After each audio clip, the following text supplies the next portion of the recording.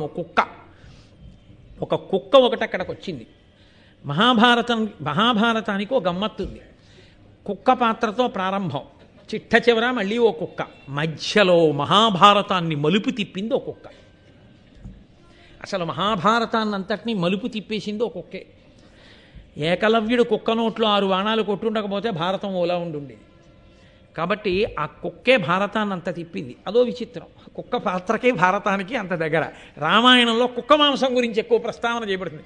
విశ్వామిత్రుడికి కోపం వస్తే చాలు, అస్తమానం శమాంస నియతాహార ముష్టికాహ నామ నిర్ఘృణాహ అంటుంటాడు. కుక్క మాంసం తినేవాళ్ళై బతకండి అంటుంటాడు. కాబట్టి అక్కడికి ఒక కుక్క వచ్చింది. కుక్కకి ఒక లక్షణం ఉంటుంది.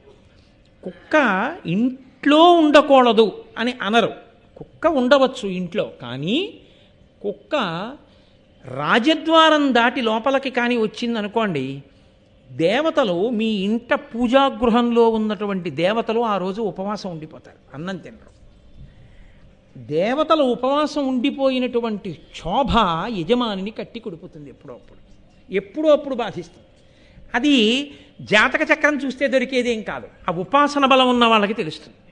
ఎందుచేత అంటే శృంగగిరికి పీఠాధిపత్యం వహించారు చంద్రశేఖర భారతీ స్వామి వారు. ఆయన దగ్గరికి ఒకప్పుడు ఒక ఆయన వెళ్ళి దిగులుగా కూర్చున్నాడు. ఆయన మాట్లాడుతూ ఏమలా కూర్చున్నావు, ఏం చేస్తుంటావు అన్నారు. నేను రోజు సాలగ్రామాలను ఆరాధన చేస్తాను. ఆయన అన్నారు, మీ ఇంట ఉన్నటువంటి సాలగ్రామాల్లో ఒక సాలగ్రామాన్ని మీ నాన్నగారు జీవించి ఉన్నంత కాలం వేరుగా పూజ చేసి దానికి చాలా పెద్ద నైవేద్యం పెడుతుండేవారు. మీ నాన్నగారు శరీరం విడిచిపెట్టిన తర్వాత ఆ సాలగ్రామానికి వేరు పూజ నువ్వు చేస్తున్నావా కొడుగ్గా? ఈయనేం చెప్పలేదు ఆయనకి, అదేనే దివ్య దృష్టి అని మనం చేసింది. అంటే ఆయన అన్నాడు, నిజమే, మీరు ఎలా గ్రహించారో నాకు తెలియదు. మా నాన్నగారు ఒక సాలగ్రామాన్ని ప్రత్యేకంగా పూజ చేసేవారు, మిగిలిన వాటితో కలపకుండా పూజ చేసి దానికి వేరే పెద్ద నైవేద్యం పెడుతుండేవారు. మా నాన్నగారు చనిపోయిన తర్వాత నేను ఆ సాలగ్రామాన్ని మిగిలిన సాలగ్రామాలతో కలిపేశాను. అన్నింటికీ కలిపి కాసి నీళ్లు పోసి పూజ చేసేసి అన్నిటికీ కలిపి నైవేద్యం పెడుతున్నాను. అంటే చంద్రశేఖర భారతీ స్వామి వారు అన్నారు, అందుకే నువ్వు ఇబ్బందిలో ఉన్నావు. ఆ సాలగ్రామం అది నృసింహ సాలగ్రామం, దాన్ని మిగిలిన వాటితో కలిపి పూజ చేయడానికి వీల్లేదు. దాన్ని వేరుగా పూజ చెయ్యాలి, దానికి వేరుగా మహానైవేద్యం ఎక్కువ పెట్టాలి, దాని ఆకలి ఎక్కువ.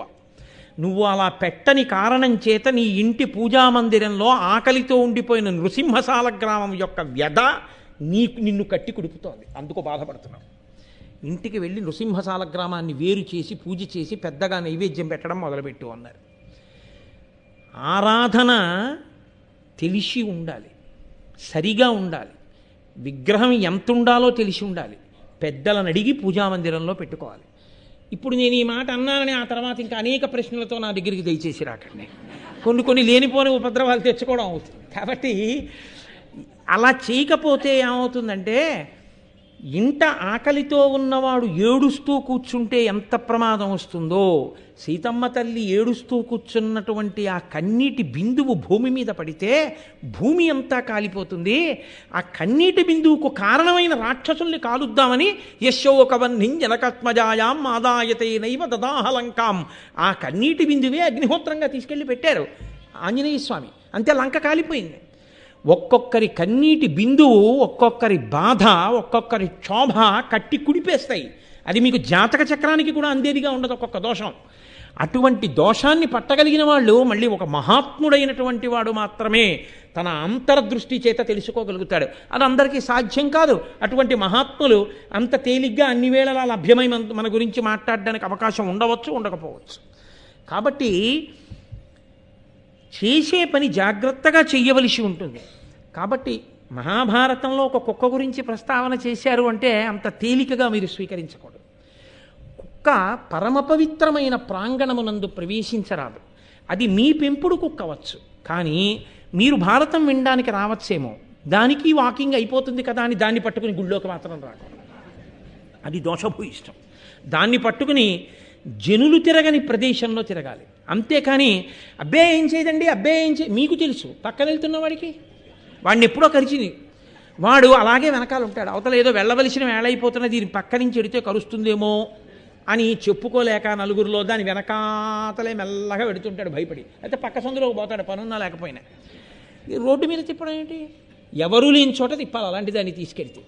కాబట్టి సరే, ఇప్పుడు మళ్ళీ నేను ఆ సివిక్ సెన్స్ అన్న దాని గురించి ఏం మాట్లాడతాను, అది వేరు విషయం. కాబట్టి కుక్క వచ్చింది ఆ యజ్ఞ ప్రాంగణంలోకి. అది దేవశూని, దేవతల కుక్క. దేవతల కుక్క అయినా అది కుక్క కదండి. కాబట్టి యజ్ఞశాల ప్రవేశం అది చేస్తుందేమో, యజ్ఞభూమి అందరి తిరుగాడితే అపవిత్రమవుతుందన్న భావన చేత ఎంతవరకు ఏది పవిత్రమో అంతవరకు పవిత్రం, ఏది దాటి వెళ్ళకూడదో అది దాటి వెళ్ళకూడదు. మా ఇంటి ముందు పోలేనండి, నేను డబ్బు కట్టి వేయించుకున్న పోలేనండి, నాకు పోల్ మీద ఫ్యూజ్ వేయడం వచ్చండి, నేను ఇంట్లో ఫ్యూజులు అస్తమానం వేస్తుంటానండి, ఎక్కి వేస్తానంటే పోల్ ఎక్కడానికి నిన్ను అనుమతిస్తారా? ఇవి నువ్వు పెట్టుకున్న రూలు, నువ్వు డబ్బిచ్చి వేయించుకున్న పోల్ మీద ఎక్కడానికి నీకే అధికారం లేకపోతే వేదంలో చెప్పిన విషయాన్ని ప్రశ్నించే అధికారం నీకెక్కడుంది? కాబట్టి ఈశ్వర నిర్ణయమే, ఆయనే సృజించాడు సర్వభూతములను. కానీ జ్ఞానం వేరు, ఆచారం వేరు, అనుష్ఠానం వేరు. కాబట్టి ఇప్పుడు ఆ కుక్క యజ్ఞశాలా ప్రాంగణంలోకి వచ్చింది అన్నది బహుశా కారణమై ఉండవచ్చు. ఈ జనమేజయుని యొక్క తమ్ముళ్ళు వాళ్ళు సాక్షాత్ క్షత్రియులు, రాజకుమారులు, గొప్ప పరాక్రమం ఉన్నవాళ్ళు. శృతసేనుడు, ఉగ్రసేనుడు, భీమసేనుడు అని 3 పేర్లు. బహుశా వాళ్ళ వంశంలో పూర్వం ఉన్న వాళ్ళ పేరు భీమసేనుడి పేరు కూడా పెట్టుకుని ఉన్నారులా ఉంది. వీళ్ళు 3 కలిసి అది ఆ దేవతల యొక్క కుక్క అయినటువంటి సరమ అనబడేటటువంటి ఆడకుక్క యొక్క కొడుకు, ఓ చిన్ని కుక్క లేదా కుక్క పిల్ల, మగ కుక్క పిల్ల అనొచ్చేమో, సారమీయము దాని పేరు. దాన్ని కొట్టారు, 3 కలిసి కొట్టి తరిమితే అది ఏడుస్తూ వెళ్ళిపోయింది వాళ్ళ అమ్మ దగ్గరికి. కుక్క పిల్లలు ఏడుస్తూ కుయ్యలాడుతూ తల్లి దగ్గరికి వెళ్ళవండి, అలాగే అది దేవశూని దగ్గరికి వెళ్ళింది, దేవతల కుక్క దగ్గరికి వెళ్ళి అది వాళ్ళతో చెప్పింది, అమ్మా నేనేమి యజ్ఞశాలలోకి వెళ్ళలేదమ్మా, ఏమిటి జరుగుతోంది అని అక్కడ నిలబడి ఇలా చూస్తున్నాను. జనమేజయుడు యొక్క 3 తమ్ముళ్ళు వచ్చి నన్ను తరిమి కొట్టారమ్మా, నా ఒళ్ళంతా హోనమైపోయిందమ్మా అని ఏడిచి. ఇప్పుడు ఆ దేవశుని సరమ బయలుదేరి వచ్చింది. ఈలోగా యజ్ఞం పూర్తయిపోయింది. ఆయన కూర్చుని ఉన్నాడు జనమేజయుడు. సరమ తిన్నగా ఆయన దగ్గరికి వెళ్ళి ఆవిడంది, క్షితినాథ కడు అకరుణాన్వితులై నీ తమ్ములు అతి వివేక దూరుల్ మతి తలపక నా పుత్రకు అతి బాలకు అనపరాధు నడిచిరి పిలుచన్. ఎంత గొప్పగా మాట్లాడిందో చూడండి. అభియోగ పత్రము అంటారు. అటువంటి అభియోగ పత్రాన్ని ముందు ప్రవేశపెట్టింది ఆవిడంది, క్షితినాథ, ఓ భూమిని పరిపాలించేవాడా, కాబట్టి నువ్వు న్యాయం చెప్పవలసి ఉంటుంది. కడు అకరుణాన్వితులై దయలేని వారై నీ తమ్ములు అతి వివేక దూరుల్, వివేకమునకు దూరంగా బతుకుతున్నటువంటి నీ తమ్ముళ్ళు మతి తలపక, ఆలోచించకుండా, నా పుత్రకు అతిబాలకు, నా కొడుకు చాలా చిన్నవాడు, చిన్ని కుక్క, అనపరాధు, అదేం దోషం చేయలేదు, అది యాగశాల దగ్గరికి రాలేదు, అది ఎవరిని ముట్టుకోలేదు, దూరం నుంచి అలా నిలబడి చూసింది. అలా చూసిన కారణానికి వాళ్ళు వచ్చి 3 కలిసి నీ తమ్ముళ్ళు దాన్ని వెంటాడి కొట్టారు. అది దెబ్బలతో బాధపడుతూ నా దగ్గరికి వచ్చింది. రాజా, నేను నీతో ఒక విషయం చెప్పి వెళ్ళిపోదామని వచ్చాను. నీ తమ్ముళ్ళు కొట్టారని కానీ, నీ తమ్ముళ్ళని శిక్షించమని కానీ నేను అడగదలుచుకోలేదు. నేను ఒక్క మాట చెప్తాను విను. తగునిది తగదని ఎదలో వగవక సాధులకు పేదవారలకెగ్గుల్ ముగిచేయు దుర్వినీతులకు అనినిమిత్తాగమంబులైన భయంబుల్. ఎంత గొప్ప మాట చెప్పేసిందో చూడండి.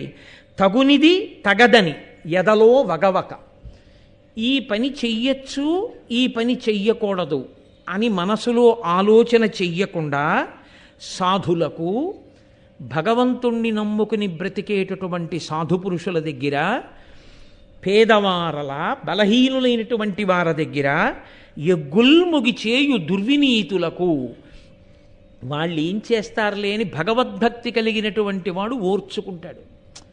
ఆయనే మారతాళ్లే అని క్షమిస్తాడు. క్షమించాడు కదా అని ఆయన మీద తిరగబడినా, బలహీనుడు కదా ఏం చేస్తాడులే అని వాళ్ళ జోలికెళ్ళినా ఒక ఫలితం ఉంటుంది రాజా. ఏమిటో తెలుసా ఫలితం? అనిమిత్తాగంబులైన భయంబుల్, కారణము లేని భయం కలుగుతుంది. ఇంత పెద్ద మాట చూశారండి. కారణం ఉండదు భయానికి. అంటే ఏదో ఒక కారణం మీకు అగుపించింది అనుకోండి, మీరు భయపడతారు. అయ్యి బాబోయ్ ఇప్పుడు ఇలా చేస్తే ఏమైనా అవుతుందేమో అనుకుంటారు. రాత్రి 10 గంటల వేళలో కటిక చీకట్లో పుట్టలు ఎక్కువగా ఉన్న ప్రదేశంలో చేత దీపం లేకుండా మీరు నడుస్తున్నారనుకోండి, అమ్మో నేను ఏమైనా పావును తొక్కుతానేమో అని మీరు అనుకుంటారు. పట్టపగలు 11 గంటల వేళ భానుగుడి జంక్షన్లో ఉన్న అపార్ట్మెంట్ 3rd ఫ్లోర్ మెట్ల మీద త్రాచుపా ఉంటుందని మీరు ఊహిస్తారా? ఉంటుంది అని మీరు ఊహకు కూడా అందుతుందా? 30 ఏళ్ల నుంచి అక్కడ కాపురం చేస్తున్నారు, ఆఫీస్కి వెళ్ళిపోయే హడావిడిలో మీరు మెట్లు దిగుతున్నారు, పరిగెడుతున్న త్రాచుపాము మీద కాలేశారు. ఎక్కడి నుంచి వచ్చింది ఈ పాము? కారణం తెలియదు. ఎలా వచ్చింది అని మీరు అడిగారు అనుకోండి, అందరూ ఏమంటారో తెలుసండి, అదేంటండి ఇక్కడికి పాము ఎలా వచ్చిందండి అసలు, అయిపోయి త్రాచుపాము రావడం ఏంటండి అసలు, ఎప్పుడు 30 ఏళ్ల నుంచి ఉంటున్నా ఇక్కడ పాము బురద పాముని చూడలేదు, ఎప్పుడు ఇక్కడ త్రాచుపాము ఏంటండి, పైగా 2nd ఫ్లోర్ మెట్ల వరకు రావడం ఏంటి, ఇంతమంది ఇప్పుడే కదా తిరుగుతున్నాం, ఎలా వచ్చిందండి అసలు అంటారా అనరా? ఇప్పుడు కారణం మీరు ఊహించగలరా ప్రమాదమునకు? ఎవరిని అడిగినా ఏమంటారంటే అరే చాలా ఆశ్చర్యంగా ఉందండి అనేవాడే కానీ కారణాన్ని చెప్పలేడు. ఇది ఎలా వచ్చిందో తెలుసా? ఇదిగో వెనక చేసిన కర్మకి ఫలితం ఆ పాము రూపంలో వచ్చేసింది. కారణం మనకు దొరకకుండా వస్తుంది సుమా, గ్రహించుకో రాజా. వెళ్ళిపోయింది కుక్క. రాజు పురోహితుడిని వెతుక్కుంటూ వెళ్ళిపోయాడు అన్నారు వ్యాస భగవానుడు, నన్నయ్య భట్టు. ఇది బాహ్యంలో వింటే ఏమిటండి ఏదో అర్థమైనట్టు ఉంది, అర్థం కానట్టు ఉంది, ఏమిటో ఏదో పట్టి పట్టక దొరికి దొరకక చిక్కి చిక్కక అలా ఉన్నట్టుంది ఏమిటండి అనిపిస్తుంది. దానినే ఉత్కంఠ అంటారు. ఉత్కంఠ అంటే ఇలా కంఠాన్ని పైకెత్తి చూస్తున్నాడు అనుకోండి, అంటే దాని మీద అనురక్తి ఏర్పడింది అని గుర్తు. 100 మంది అలా గుండ్రంగా నించున్నారు అనుకోండి, నేను వెళ్ళిపోవచ్చు ఆ మోటార్ సైకిల్ మీద, ఒకసారి ఆపి స్టాండ్ వేసి ఇలా వచ్చి, పొడుగ్గా ఉన్నవాడు కాదు, అలా చూడగానే ఏం కనపడదు అని కాళ్ళు ఇలా ఇలా ఎత్తి ఎత్తి చూస్తుంటాడు. ఉత్కంఠ అంటే ఏమైందో తెలుసుకోవాలని. మహాభారత ప్రారంభంలో వ్యాస భగవానుడు, నన్నయ్య గారు ఒక మనుష్యేతర పాత్రని ప్రవేశపెట్టారు. మనుష్యుడు కాదు, శునకం. ఉత్కంఠ, కంఠం ఇలా ఎత్తి చూసేటట్టుగా మనలో ఒక రకమైనటువంటి ఉత్సాహాన్ని, తెలుసుకోవాలనేటటువంటి జిజ్ఞాసని పెంచారు. ఈ ఎత్తిన కంఠం ఎప్పటి వరకు ఉంచాలని వాళ్ళ ఉద్దేశం అంటే 18వ పర్వం పూర్తయ్యే వరకు. అప్పటికి నీకు ధర్మం బాగా అర్థమైపోతుంది అంటే నా ఉద్దేశం ఇలా ఉండిపోమ్మని కాదు, 18 పర్వాలు ఎక్కడ దొరుకుతాయండి అని అర్జెంటుగా కొనుక్కుని చదవడం మొదలు పెట్టేసుకుంటారు కాదు. అది రచనా వైచిత్రి, అది జాతిని ధర్మం వైపు నడిపించాలనేటటువంటి ఋషి యొక్క ఆర్తి. దానికి రుణపడ్డాం మనం ఋషికి. తండ్రి తాపత్రయపడ్డట్టు తాపత్రయపడతారు వాళ్ళు, లేకపోతే వాళ్ళ కర్మ వాళ్ళకి ఎందుకు వచ్చినా కూడా ఇవన్నీ చెప్పడం. ఇందులో ఆంతర్యం ఏమిటో తెలుసా అండి? కుక్క సాధుప్రాణి, తనంత తానుగా ఏం మీద పడిపోయి కరిచేసేటటువంటి ప్రాణి కాదు. యజమానిని నమ్ముతుంది. మీరు దాని దగ్గరికి వెళ్ళి ప్రేమతో నిలబడ్డారు అని దానికి అర్థమైతే అది తోక ఊపి సంకేతిస్తుంది. లోకంలో కొన్ని ప్రాణులు మీ పట్ల ప్రేమతో ఉన్నాయో ప్రేమతో లేవో మీకు ఎప్పుడూ అర్థం కాదు. కొన్ని ప్రాణులు మీ పట్ల ప్రేమతో ఉన్నాయి అని తెలిసిపోతుంది. అలా తెలియడానికి అవకాశం ఉన్న ప్రాణుల్లో కుక్క ఒకటి. అది తోక ఊపుతుంది, తోక ఊపితే చాలా తెలిసిపోతుంది. 2, కుక్కని మీరు ప్రేమని అభివ్యక్తం చేయడానికి, నేను నీ జోలికి వచ్చేవాణ్ణి కాను అని చెప్పడానికి మీరు బ్రహ్మణ్యో బ్రహ్మవృద్బ్రహ్మ బ్రహ్మ బ్రహ్మ వివర్ధన అటువంటి మంత్రాలు ఏం చెప్పక్కర్లేదు. ఒక్క అక్షరం ఒత్తులేంది దూ దూ దూ అన్నారనుకోండి, అది కూడా రాలేదనుకోండి అంటే చాలు, అది ఊరుకుంటుంది, తోక ఊపేస్తుంది. అది కుక్కకున్న లక్షణం. కుక్క పోవాలనుకోండి చెయ్యి అంటే చాలిపోతుంది కదండి. అంతే కుక్కకున్న లక్షణం. దానికి 3 రాజకుమారులు వెంటబడాలా? 3 రాజకుమారులు సైన్యం లేనట్టు, పిలిస్తే పలికేవాడు లేనట్టు, దిక్కులేని వాళ్ళల్లా ఇంత బలపరాక్రమాలతో వృద్ధి పొందినటువంటి చంద్రవంశంలో పాండవులకు వారసులుగా జన్మించిన వాళ్ళు జనమేజయుని యొక్క సోదరులు 3 రాజులు సిగ్గు లేకుండా ఒక కుక్క పిల్లని తరుగుతారా? 3 రాజులు తరమవలసినంత పెద్ద ప్రాణి అండి అది. 3 రాజులు పరిగెత్తుకొస్తుంటే కుక్క పిల్ల ఎదురు నిలబడుతుందని మీరు ఊహించగలరా? అది వెంటనే పారిపోతుంది. పారిపోతున్న కుక్క పిల్లని 3 వేపుల నుంచి వచ్చి పారిపోవడానికి మార్గం లేకుండా చేసి కొడుతుంటే అది నన్ను వదిలిపెడితే బాగుండు బాబో అని కుయ్యో కుయ్యో కుయ్యో అని ఏడిచి ఏడిచి పారిపోతే అది తమ పరాక్రమం అనుకుని సంతోషపడిపోయి వెళ్ళి యజ్ఞభూమిలో కూర్చున్నవాడు ఈశ్వరుడు ఎందుకు క్షత్రియుడిగా పుట్టించాడో ఆ బల పరాక్రమాలతో ఆ ధనుర్వేదంతో ఎవరిని రక్షించాలో తెలుసుకోలేక ఎవరితో యుద్ధం చెయ్యాలో తెలియక అల్పప్రాణుల మీద ఇంత పరాక్రమాన్ని చూపించిన నీకు ఆ కుక్క ఎంత ఏడ్చిందో ఆ ఏడుపు యొక్క ప్రతిఫలంగా కారణం లేని ఆపద వస్తుంది. కారణం లేకుండా ఇంత బలం చూపించావు కాబట్టి. రాజా కట్టి కుడుపుతాయి, నీకు చెప్పేవాడు లేడు, నీ ప్రవర్తనని ఎప్పటికప్పుడు దిద్దేవాడు లేడు, ఉండి ఉంటే ఇలా జరిగి ఉండేది కాదు. ఇది ఆ కుక్క హృదయం. దేవశుని అందుకు చెప్పింది ఈ మాట.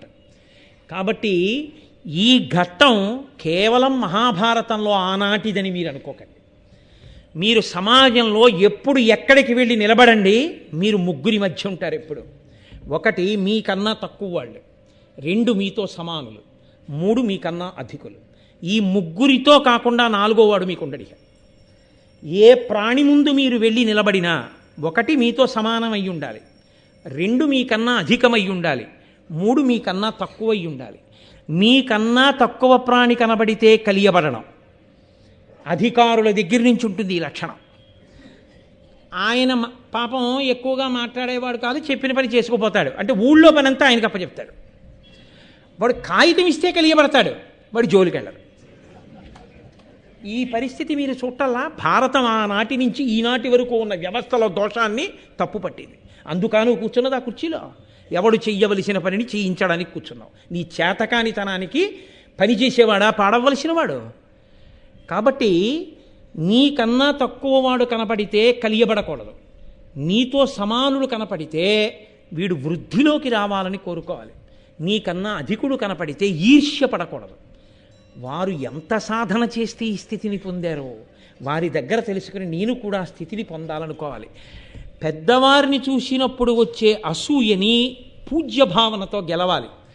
సమానుడి పట్ల వచ్చే ఉదాసీనత, వాడు నేను సమానమే అన్న భావనని వీడు ఇంకా వృద్ధిలోకి రావాలన్న ప్రేమతో గెలవాలి.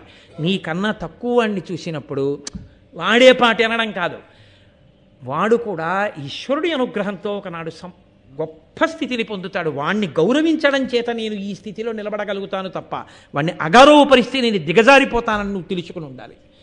ఈ మూడు లేని జీవితం అకారణమైన ఆపదల్ని తీసుకొచ్చి కూర్చోపెడుతుంది ఇంట్లో. అప్పుడు మళ్ళీ కనబడ్డ ప్రతి చోటికి వెళ్ళి అయ్యా నాకు ఆపదలు వస్తున్నాయండి, నాకు కష్టాలు వస్తున్నాయండి, నేను ఏమిటో ఇబ్బందుల్లో ఉన్నానండి అని చెప్పుకోవడం కాదు. నీ జీవితాన్ని దిద్దుకో, నీ ప్రవర్తనని దిద్దుకో, నీ నడవడి దిద్దుకో. నువ్వు భూతముల పట్ల, భూతములు అంటే ప్రాణుల పట్ల ఎలా ప్రవర్తించాలో నేర్చుకో. పరహితము చేయునెవ్వడు పరమహితుండగును భూత పంచకమునకున్, పరహితమే పరమధర్మము పరహితునకు నిదురు లేదు పర్వేందుముఖి అంటారు భాగవతంలో పోతన గారు. నువ్వు భూతముల పట్ల ప్రేమతో, ముగ్గురి పట్ల నువ్వు ఎలా ప్రవర్తించాలో అలా ప్రవర్తించడం నీకు వస్తే నీకు కారణము లేనటువంటి ఆపదలు రావు. కారణమున్న ఆపదలంటే చేసిన కర్మకి ఫలితం ఉంటుంది. ఎప్పుడో తెలియక చేసావు కానీ ఫలితం ఉంటుంది. ఇప్పుడు నువ్వు తెలుసుకుని ప్రవర్తిస్తున్నావు కాబట్టి ఆపదామపహర్తారం దాతారం సర్వసంపదాం. పాము కరవవలసిన వాడిని చీమతో కనిపించి ఈశ్వరుడు విడిచిపెట్టేస్తాడు. ఇప్పుడు వాడు మారాడు, భక్తితో ఉన్నాడు కాబట్టి వాడిని నేను చెనకనంటాడు. నమ శివాభ్యాం అశుభాపహాభ్యాం. ఈ ఈశ్వర కృప రావడానికి కారణం నువ్వు నీ ప్రవర్తన మార్చుకోకుండా నువ్వు కేవలం ఈశ్వరుడికి వెళ్ళి బిల్వదళాలు వేసినంత మాత్రం చేత ఈశ్వరుడు నిన్ను అనుగ్రహిస్తాడనుకోవద్దు. ఆ బిల్వదళాలు ఆయన సృష్టిలోవే నువ్వు గుర్తుపెట్టుకోవలసి ఉంటుంది. గభీరే కాసారే విశతి విజనే ఘోర విపినే విశాలే శైలే చ భ్రమతి కుసుమార్థం జడమతి సమర్పీ చేతస్సరసిజుమమానాథ భవతే సుఖేనావస్థాతుం జనహ్య నజానాతి కిమహో అంటారు శంకర భగవత్పాదులు శివానంద లహరిలో. ఈశ్వరుడికి పట్టుకెళ్ళి నేను అది చేశాను ఇది చేశాను నువ్వు ఇవ్వడానికి నువ్వు కొత్తగా సృష్టించి తేలేదు. ఈశ్వర సృష్టిలోనే ఈశ్వరుడికి ఇస్తున్నావు. దానికి నీ ప్రజ్ఞేం లేదు. నీకు పుణ్యం ఇవ్వడానికి ఆయన నీ చేత ఇప్పించాడంతే. నీ కొడుకు చేతిలో 10 రూపాయలు నువ్వు పెట్టి అయ్యా నువ్వు ఈ పంతులు గారికి ఇవ్వరా అని నీ కొడుకు చేత ఇప్పిస్తే నేను ఇచ్చాను 10 రూపాయలని నీ కొడుకు అంటే అది ఎంత అన్యాయమో. అలా ఈశ్వరుడు మారేడు దళాల్ని సృష్టించి నీ చేతికి మారేడు దళాలు ఇచ్చి నా మీద బారైరా పుణ్యం ఇస్తానన్నాడు. ఈశ్వరాయంత అనుగ్రహించి మారేడు దళాల్ని నిన్న రాత్రికి రాత్రి నా యందు ప్రేమ కలిగిన వారు ఎక్కడి నుంచో తెచ్చి మారేడు దళాలు ఇస్తే తెల్లవారేటప్పటికీ ఏకాదశి నాడు నీ దగ్గర కూర్చుని మారేడు దళోదకంతో అభిషేకం చేసి మారేడు దళాలు నీ మీద పూజ చేయగలిగాను. ఇది కదా నీ అనుగ్రహం అంటే. నాకు పుణ్యం కట్టబెట్టడానికి కావలసిన పరికరాన్ని నువ్వే అందించి నా చేత చేయించి నాకు పుణ్యం కట్టబెట్టావు. ఈశ్వరా, ఇది నీ అనుగ్రహం అని నువ్వు నిలబడి ఆ ప్రేమని నువ్వు సమస్త భూతములకు పంచిపెట్టిన నాడు ఈశ్వరుడు పరమ ప్రశాంతుడై ఘోర రూపాన్ని దాల్చకుండా నీ పట్ల అనుగ్రహాన్ని వర్షించి సంతోషిస్తాడు. అందుకే బలవంతుడైన వాడు ఎవరి పట్ల ఆ బలాన్ని ప్రదర్శించాలి అంటే బలహీనులైనటువంటి వారిని చెనకుతున్న వాళ్ళని నిగ్రహించడానికి ఉపయోగించాలి తప్ప బలహీనులైన వారిని చెండడానికి తన బలాన్ని ఉపయోగించకూడదు. నీకు జీర్ణమయ్యే శక్తి ఉంది కదా అని అదే పనిగా తినేయకూడదు. నీ శరీరానికి ఎంత కావాలో అంత మాత్రమే పుచ్చుకోవాలి. నీకు ఈశ్వరుడు నోరిచ్చాడు కదా అని ఏది పడితే అది మాట్లాడకూడదు. ఏది వేదమును సమర్థిస్తుందో అది మాత్రమే మాట్లాడాలి. దుస్తర్కాస్తు విరంజతాం అంటారు శంకరాచార్యుల వారు. దుస్తర్కం చేయడానికి నోరు ఉపయోగించకూడదు. వేద ప్రమాణాన్ని నిలబెట్టడానికి నోటిని ఉపయోగించాలి. కాబట్టి నీ బలాన్ని ఎలా ఉపయోగించాలో అలా ఉపయోగించాలి. ఈశ్వరుడు ఇచ్చాడు కదా అని నీ ఇష్టం వచ్చినట్టు నువ్వు ప్రవర్తిస్తే ఈశ్వరుడు కూడా కారణం లేని ఆపదనిస్తాడు. తగినంత కారణం లేకుండా నీ బలాన్ని ఉపయోగించి ప్రాణులను చెనకావు కనుక అప్పుడు కారణం తెలియదు. జనమేజయ, ఎందుకు వచ్చింది ఈ ఆపదాని గుండెలు బాదుకుంటావు.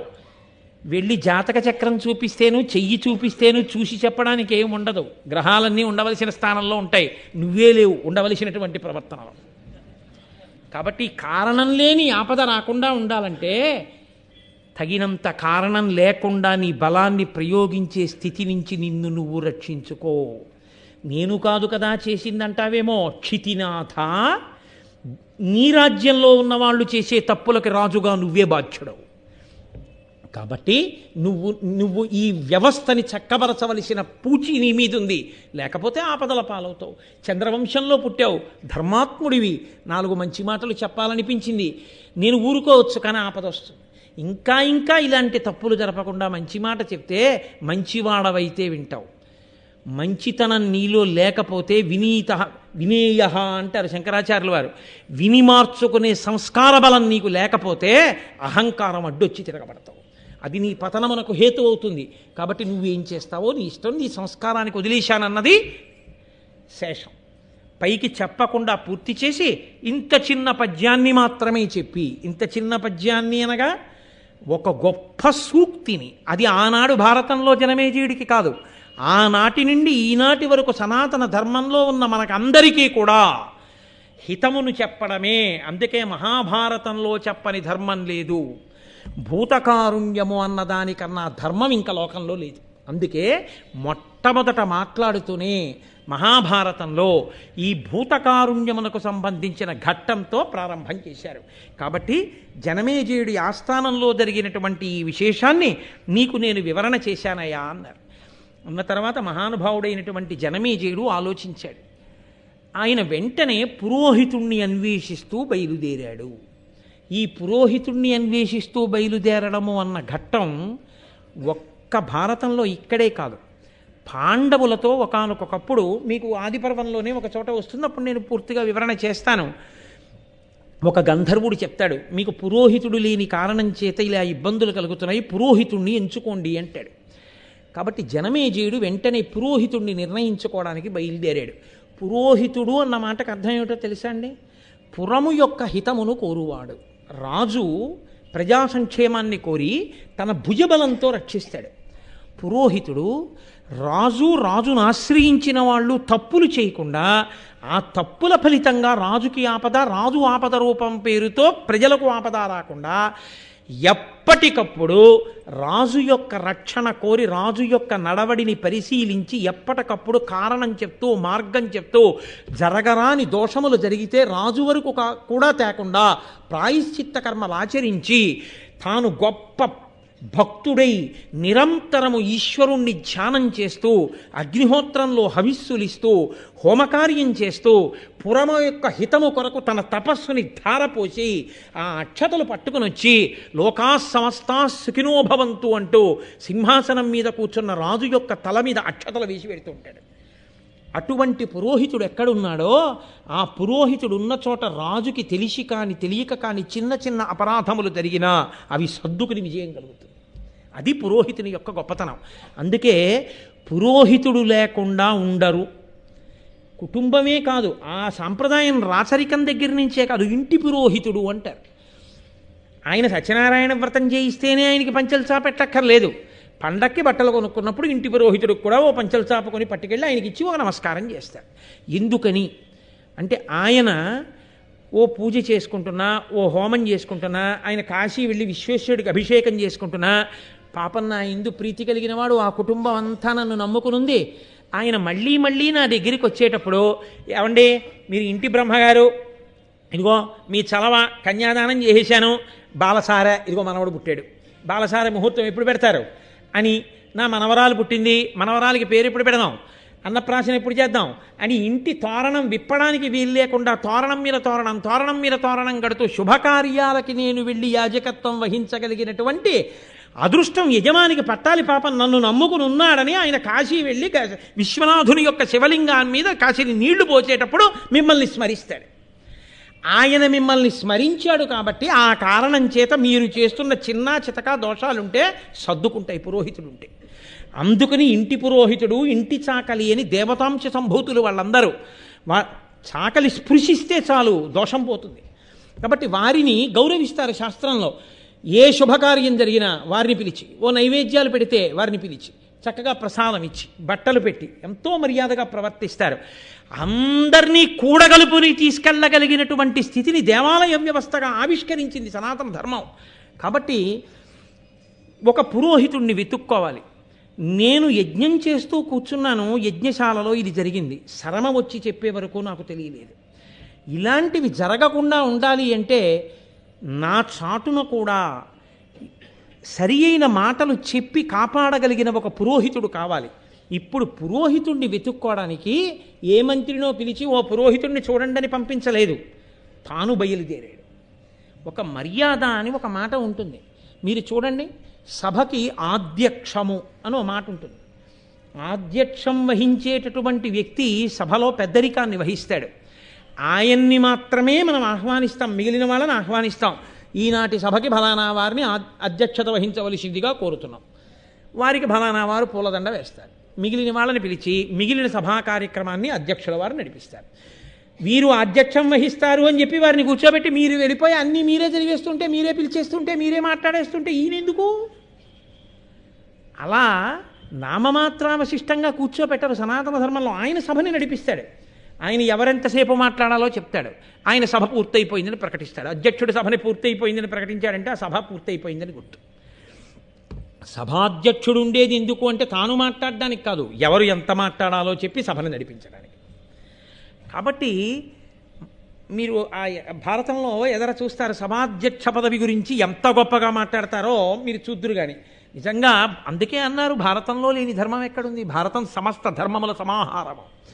కనుక ఇప్పుడు ఆయన పురోహితుణ్ణి వెతుక్కుంటూ తానే బయలుదేరాడు. అది ఎవరికో అప్పచెప్పడం కాదు, తనకి అత్యంత ముఖ్యమైన విషయంలో తాను జాగరూకుడై ఉండాలి. తన వ్యక్తిగతమైనటువంటి శ్రద్ధ తాను పెట్టాలి.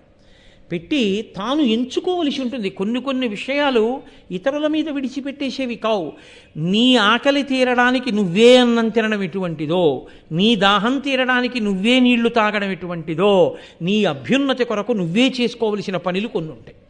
10 మందితో కలిసి చేసేవి కొన్ని, నువ్వు ఒక్కడివే చెయ్యవలసినవి కొన్ని. ఈశ్వరుడి పల్లకీ పట్టేటప్పుడు 10 మందితో కలిసి పట్టు, మంచిది. నేను ఒక్కడనే పడతానని 4 వైపులో ఉన్నటువంటివి నువ్వు ఒక్కడివే పట్టుకోకూడదు, 10 మందిని కలిసి పట్టుకోమని పట్టుకోవాలి. నీకు ఆకలిస్తే వాళ్ళందరూ తిన్నాక నేను తింటానని వేళ్ళు విరవకూడదు, నువ్వు తినాలి, లేకపోతే నీ ఆకలి తీరదు. నీ ఆకలి తీరేటప్పుడు నువ్వన్నం తినాలి. ఈశ్వర సేవ చేసేటప్పుడు 10 మందితో కలిసి చెయ్యాలి. ఏది ఎక్కడ ఎలా చెయ్యాలో ధర్మం అలాగే చెయ్యాలి. కాబట్టి నీ ఆకలి తీరడానికి నువ్వన్నం తినడం ఎంత ముఖ్యమో నీ ఇంటి పురోహితుడిని ఎంచుకోవడం విషయంలో కూడా నువ్వు అంత శ్రద్ధ చూపించాలి. ఆ శ్రద్ధ నీకు లేకపోతే ఫలితం కూడా అలా ఉండదు. కొన్ని కొన్ని విషయాలలో నువ్వు వ్యక్తిగతమైన శ్రద్ధ పెట్టకపోతే ఆ మాటకు అర్థమే ఉండదు. తన తండ్రి శరీరం విడిచిపెట్టేస్తే శ్రాద్ధం తానే పెట్టాలి, అంతేకాని దానికి కూడా వరుడు ఇచ్చేస్తానండి అనకూడదు. దీక్షావస్త్రాలు ఇచ్చేస్తానండి, వరుడు ఇచ్చేస్తానండి, ఆయన అధీనం పెడతారండి, ఆఖరిని ఎప్పుడో వచ్చి 1 గంటకో ఎప్పుడో నేను ప్రసాదం తిని వెళ్ళిపోతానండి అనకూడదు. నువ్వే పెట్టాలంతే కూర్చొని. శ్రాద్ధం పెట్టడానికి 365 రోజుల్లో ఒక్కరోజు నీ తండ్రి నీకు శరీరం ఇచ్చిన మహానుభావుడు, ఆయన శరీరం పడిపోయిన తర్వాత ఆయన్ని స్మరించి శ్రాద్ధం పెట్టడానికి నీకు సమయం లేకపోతే నిన్నెవరు నమ్మాలి లోకంలో? నీకు శరీరం ఇచ్చిన తండ్రికి శ్రాద్ధం పెట్టడానికే నీకు ఖాళీ లేకపోతే నన్ను నువ్వు ఉద్ధరిస్తావా? నీ తండ్రినే ఉద్ధరించని వాడివి, నీ తండ్రి మీదే గౌరవం లేనివాడివి, 9 నెలలు కడుపులో పెట్టుకుని అన్ని వికారములు పొంది, అన్ని బాధలు పొంది, మృత్యు సదృశమైన వేదన పొంది, ప్రసవించి పాలిచ్చి పెంచి పెద్ద చేసి నీ కోసం నోములు పట్టి వ్రతములు పట్టి ఉపవాసాలు చేసి పెంచి పెద్ద చేసిన అమ్మకి తద్దినం పెట్టని నువ్వు మిత్రుడన్న పేరుతో నన్ను ఆదరిస్తావా? నిన్ను నేను నమ్మనా? ఎలా నమ్మను? అందుకే కొన్ని వాడు చేస్తున్నాడంటేనే వాడిని నమ్మవలసి ఉంటుంది. వాడు చెయ్యట్లేదు అంటే వాడిని నమ్మడం సాధ్యమయ్యే విషయం కాదు. నేను క్షమింపబడతాను కాక, సనాతన ధర్మం నమ్మిన వాడిగా నేను అలాగే మాట్లాడతాను. కాబట్టి జనమేజయుడు పురోహితుణ్ణి వరించమని ఎవరినో పంపించకూడదు, తానెళ్ళాలి. కాబట్టి ఇప్పుడు ఆయనే బయలుదేరాడు. ఏమి నేర్చుకుంటున్నాం భారతంలో మనం? అన్ని పనులు అస్తమానం అందరికీ అప్పచెప్పేవి కావయా, కొన్ని నువ్వు చేసుకోవలసి ఉంటుంది. గురువుగారి పెట్టి శిష్యులు పట్టుకోవచ్చేమో, గురువుగారి పంచవాళ్ళు పట్టుకోవచ్చేమో, గురువుగారు మీ బదులు స్నానం మేము చేసేస్తానులేండి అనకూడదు. గురువుగారు స్నానం చేయాలి కదండి. సా శ్రద్ధ కదితా సిద్భి యయా వస్తూపలభ్యతే అంటారు శంకర భగవత్పాదులు శ్రద్ధ అన్న మాటకు వ్యాఖ్యానం చేస్తూ. శాస్త్రస్య గురువాక్యస్య సత్యబుద్ధ్యావధారణ. శాస్త్రము గురువు చెప్పినవేవో అవి సత్యమని నమ్మినవాడు ఎవడున్నాడో వాడే శ్రద్ధ కలిగిన వాడు, వాడికి అన్నీ లభిస్తాయి. అంతేగాని ఉత్తినాయన అలా చెప్తుంటారండి అన్నవాడికి శ్రద్ధ ఎక్కడుంటుంది? కాబట్టి అది శ్రద్ధ కాదు. కనుక జనమేజయుడే పురోహితుణ్ణి వరించడానికి బయలుదేరాడు. ఈ మాట మీరు విన్నప్పుడు మనం ఒక విషయాన్ని గమనించవలసి ఉంటుంది అని మీరు తెలుసుకోవలసి ఉంటుంది. మన ఇంట్లో మన పిల్లని కన్యాదానం చేసేటప్పుడు మహాసంకల్పం అని ఒకటి చెప్తారు. ఆ మహాసంకల్పం చెప్పేటప్పుడు మాట్లాడకూడదు కన్యాదాత. కన్యాదాత మాట్లాడితే ఆ మహాసంకల్పం వల్ల వచ్చే ఫలితం పోతుంది. అందుకే పెళ్లి చేసేటప్పుడు వేదిక మీద ఎక్కువ మందిని కూర్చోపెట్టవద్దు అని చెప్తారు. కారణం అదే. ఎందుకని అంటే నిష్కారణంగా లేక పుట్టిన ఒక్క పిల్ల, ఆ పిల్ల వల్ల తాను 7 తరాలు తరించాలి. ఇప్పుడు అంత గొప్ప వేదిక, వేదిక దాని మీద ఎందుకు అందరూ? నిజాయితీతో మీరు ప్రసన్నమైన హృదయంతో ఆలోచిస్తే 84 ఏళ్ళు వచ్చాయి, మోకాళ్ళు వంగవు, కూర్చోలేరు, మంచిదే, నేను కాదంటలేదు. ఎదురుగుండా కుర్చీ వేసి కూర్చోండి. వేదిక మీద ఎందుకు కుర్చీ? అక్కడ సర్వమంగళాదేవతని పెట్టి పూజ చేస్తున్నారు. మీరు చెప్పులతో వేదిక ఎక్కితే దానికి ఏమిటి ఫలితం? ఆ కన్యాదాత ఏమైపోవాలి? శ్రద్ధ ఎక్కడ ఎలా ఉండాలో అలా ఉంటేనే శ్రద్ధ, లేనిది శ్రద్ధ కాదు, తంతు అంతే. మీకు ఇంత పెద్ద ఫలితాన్ని ఇక్కడి నుంచి మినపగింజలను పేర్చుకుంటూ సూర్యమండలానికి పోతే ఎన్ని మినపగింజలు ఉంటాయో అన్ని వేల సంవత్సరములు నేను సూర్యమండలమునందుండేను కాక ఇంత ఫలితాన్ని ఇప్పుడు కన్యాదానం చేయిస్తున్నవాడు బ్రహ్మస్థానంలో కూర్చున్న బ్రహ్మగారు. నీకు ఊళ్ళో ప్రతి పనికి మాలిన వాడిని పిలవడానికి కారెక్కి వెళ్ళి పిలుచుకొస్తావా? బ్రహ్మస్థానంలో ఉన్నవాడిని పిలవడానికి మాత్రం ఫోన్ చేసి అయ్యా మీరు పెళ్ళికి వచ్చేస్తారు కదా 7ంటికి వచ్చేయండి అంటావా? ఏమిటి శ్రద్ధ నీది? నువ్వు వెళ్ళాలి. నువ్వు వెళ్ళి వారికి వస్త్రం పట్టుకెళ్ళి వారికి ఇచ్చి నమస్కరించి అయ్యా ఇలా పిల్లల్ని కన్యాదానం చేద్దాం అనుకుంటున్నాను, మీరు మా ఇంటి బ్రహ్మ, మీరు దగ్గరుండి ఈ కార్యాన్నంతటినీ శుభప్రదంగా నడిపించాలి, చక్కగా నన్ను అభ్యున్నతి పదంలో నిలబెట్టండి. కన్యాదానం చేయడం వల్ల నేను దశ పూర్వేషాం దశాపరేషాం 10 తరాల ముందు 10 తరాల తర్వాత తరిస్తారు.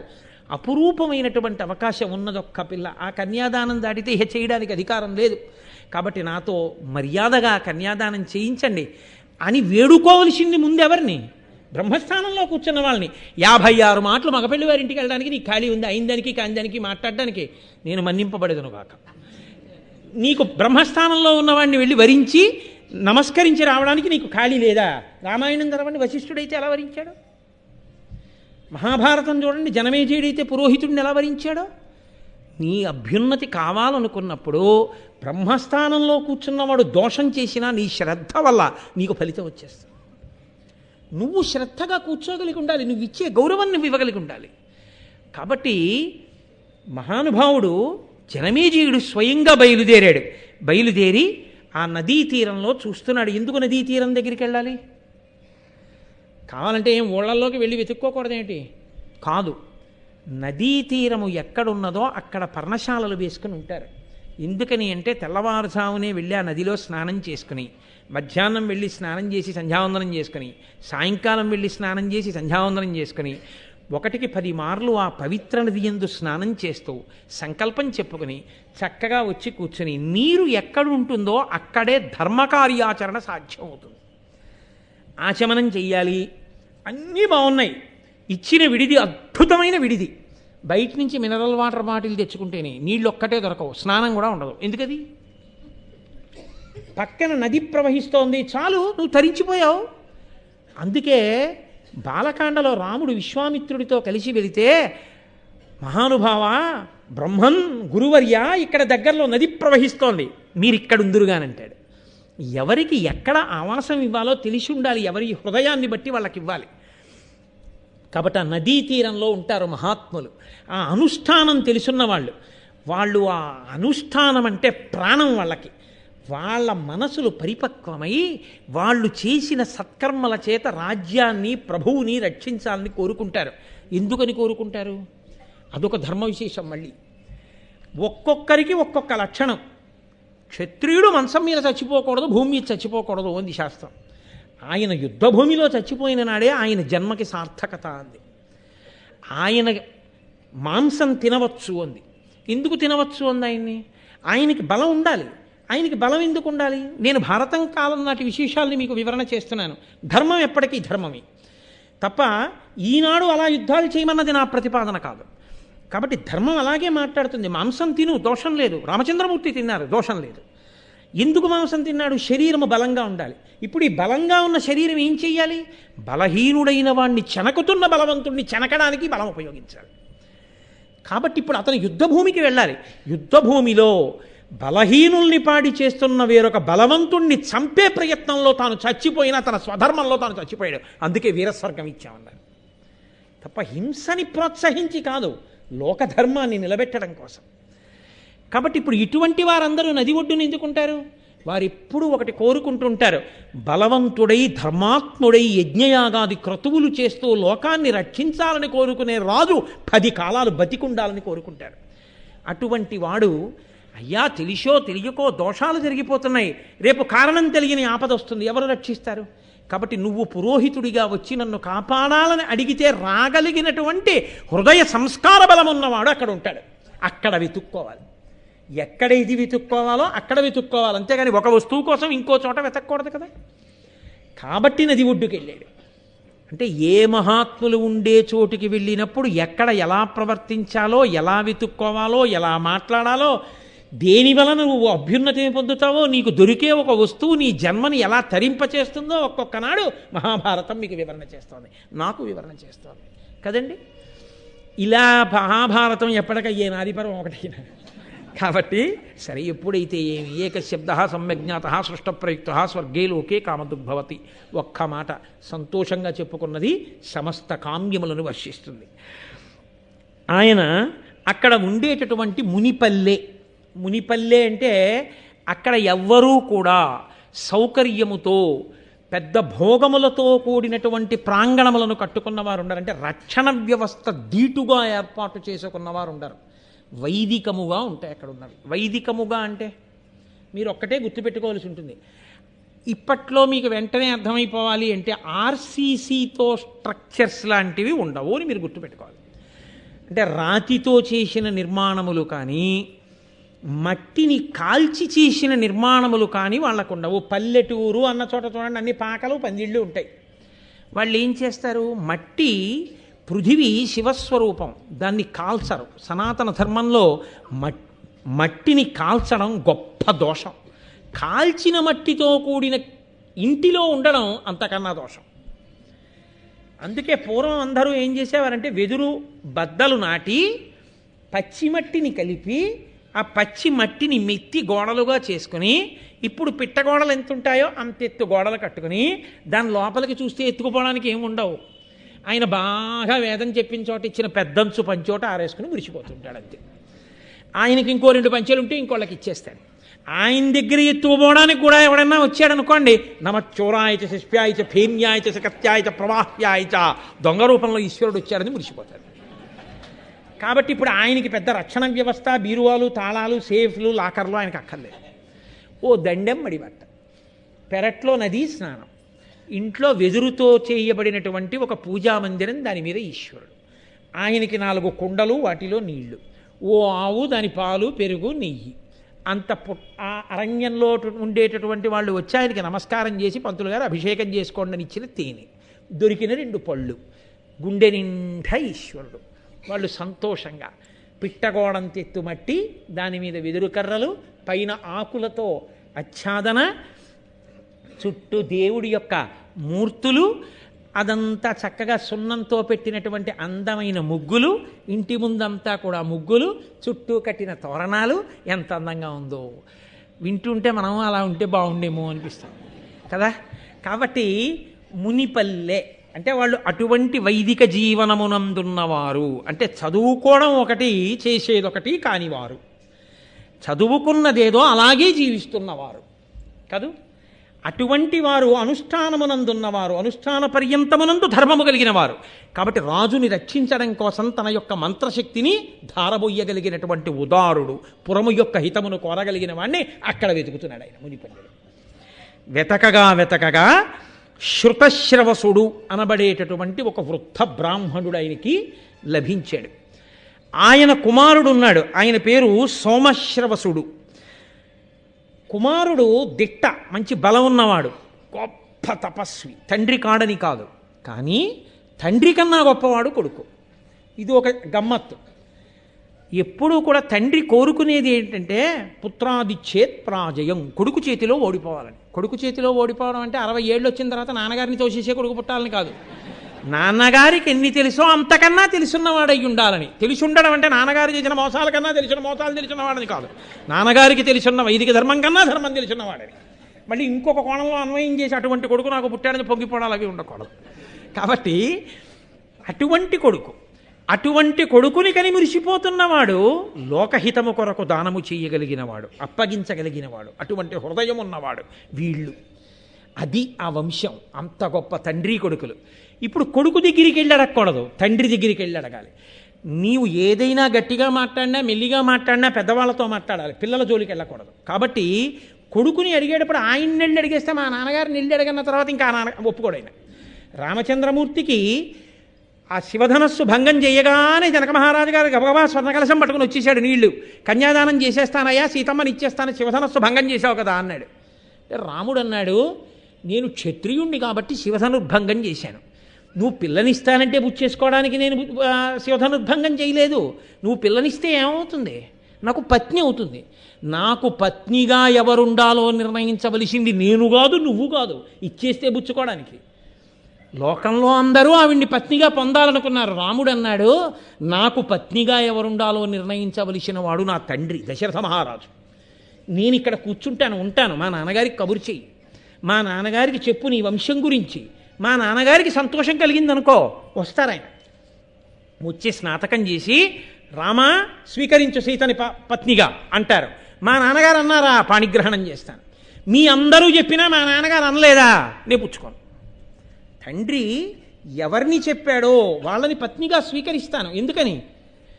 నన్ను చదివించినవాడు, నాకు విద్యాబుద్ధులు నేర్పించినవాడు, విశ్వామిత్రుడు వచ్చి అడిగితే ఏడిచినవాడు, కాళ్ళు పట్టుకున్నవాడు, నా మీద ఇంత ప్రేమ కలిగినవాడు, నాకు ఎవరు భార్యగా వస్తే నేను సంతోషిస్తానో తెలియనివాడా? నేనెందుకు స్వతంత్రించాలి? ఇవ్వడానికి నువ్వెవరు, పుచ్చుకోవడానికి నేనెవరు? మా నాన్నకు కబురు చేయి, మా నాన్నగారు ఒప్పుకుంటే నేను పుచ్చుకుంటానన్నాడు. ఎక్కడి ధర్మం అక్కడే. కాబట్టి ఆ పిల్లవాడి దగ్గరికి వెళ్ళి నువ్వు నాకు పురోహితుడిగా రా అనకూడదు. తండ్రి గారిని వెళ్ళి అడగాలయ్యా, మీ అబ్బాయిని మాకు పురోహితుడిగా పంపండి అని. ఎంత ధర్మమో చూడండి, ఎంత గొప్పగా ఉంటుందో చూడండి. కాబట్టి ఇప్పుడు జనమేజయుడు వెళ్ళి శృతశ్రవసుడిని అడిగాడు, కరుణించి ఇండు నాకున్ పురోహితుడుగాగా మీ సుపుత్రు పవిత్రున్ పరమ తపో నైష్టికు భాసుర యమ నియమాభిరాము సోమశ్రవసున్. యమనియమములనబడేటటువంటి గొప్ప అష్టాంగయోగం తెలుసున్నవాడు, ఇంద్రియములను నిగ్రహించినటువంటి వాడు, అపారమైనటువంటి తపస్సంపత్తి కలిగినటువంటి వాడు, పరమ నైష్ఠికమైనటువంటి జీవితాన్ని గడుపుతున్నవాడు, నియమములను పాటించగలిగిన వాడు, నిత్య నైమిత్తిక కర్మలను నెరవేర్చేటటువంటి వాడు, వేద ప్రమాణమును పరిపూర్ణంగా నమ్మినవాడు, భగవద్భక్తి కలిగినవాడు, నిరంతర హోమ జపములను చేసేటటువంటి వాడు, అటువంటి మీ కుమారుడు మాకు పురోహితుడుగా వస్తే నా వంశం నిలబడుతుంది, నాకు రక్షణ కలుగుతుంది. నాకు రక్షణ కలిగితే నేను లోకానికి రక్షణ కల్పించగలుగుతాను. కాబట్టి నాకు రక్షణ ఇవ్వగలిగిన వాడు నీ కొడుకు. ఇది విశ్వాసం అంటే, ఇది మంత్రం మీద నమ్మకం అంటే, ఇది వేదం మీద నమ్మకం అంటే. కాబట్టి నాకు నీ కొడుకుని కరుణించి అనుగ్రహించవలసింది. ఈ లోకంలో ఎవరు ఏదైనా ఇస్తారు, కన్న కొడుకుని ఎవరిస్తారు? కాబట్టి దయతో, నా మీద ప్రేమతో, ప్రజలందరి యొక్క అభ్యున్నతిని కోరి నాకు నీ పుత్రుణ్ణి ఇవ్వయా అని ఆయన చాలా సంతోషించి, ఇది త్యాగము అన్న మాటకు అర్థం. నా కొడుకు యొక్క తపస్సు, నా కొడుకు యొక్క జపం, నా కొడుకు యొక్క హోమం నిజంగా నీ అభ్యున్నతికి, ఈ రాజ్యరక్షణకు పనికొస్తే ఇంతకన్నా ఏం కావాలి? ఇది నోటితో అనక్కర్లేదు. ఆ శృతశ్రవసుని యొక్క భావన. వెంటనే ఆయన కొడుకుని పిలిచి, నాయనా ఇదిగో జనమేజయ మహారాజుతో బయలుదేరు, ఆయనకి పురోహితుడిగా ఉండు, పురోహితుడిగా ఉండి రాజుని రాజ్యాన్ని కూడా కాపాడు, నీ యొక్క వైదికమైన అనుష్ఠాన బలంతో రక్షించమని జనమేజయునికి పురోహితుడిగా పంపించాడు.